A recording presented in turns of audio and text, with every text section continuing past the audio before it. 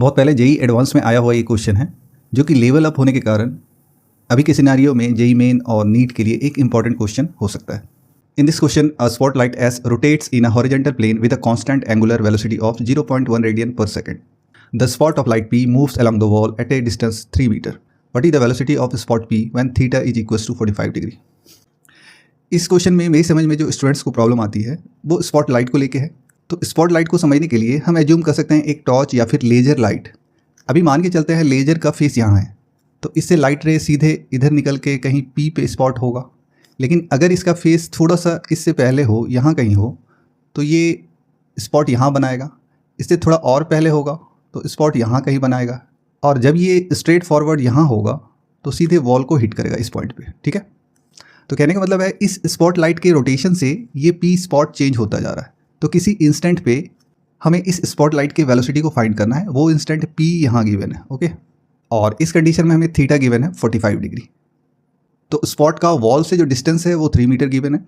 यहाँ से यहाँ तक के डिस्टेंस को हम लोग x एज्यूम कर लेते हैं, पॉइंट P तक के डिस्टेंस को। इस एंगल को अपन अल्फा मान लेते हैं।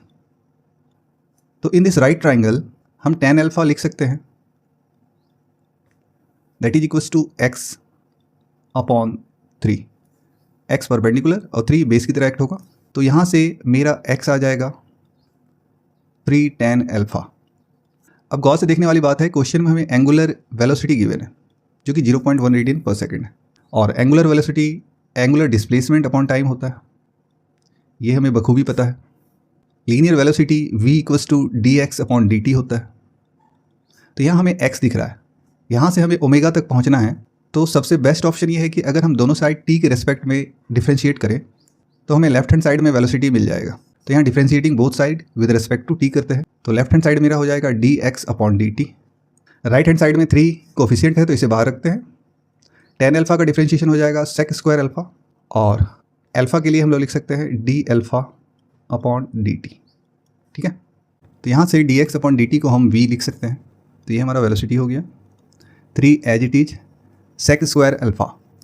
अल्फा यहाँ ये एंगल है, थीटा का वैल्यू हमें 45 डिग्री गिवन है, तो ये हो जाएगा 90 माइनस थीटा, यानी अल्फा का वैल्यू भी 45 डिग्री हो जाएगा। तो यहाँ sec अल्फा की जगह sec 45 डिग्री आएगा, जिसका की वैल्यू √2 होता है। तो sec स्क्वायर अल्फा होने के कारण यहाँ √2 पे स्क्वायर आ जाएगा into D alpha upon D T. Alpha हमारा थीटा है, तो इस फॉर्मूले के यूज से D theta upon D T को हम ओमेगा लिख सकते हैं। उसी तरह D alpha by D T को हम ओमेगा लिख लेते हैं।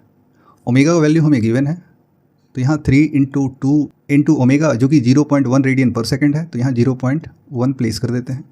इसे फर्दर सॉल्व करें तो हमारा 0.6 मीटर पर सेकंड आ जाएगा। ओके, तो इसके थ्रू आउट हम ऑप्शन मैच करते हैं तो हमारा फर्स्ट ऑप्शन राइट हो जाता है।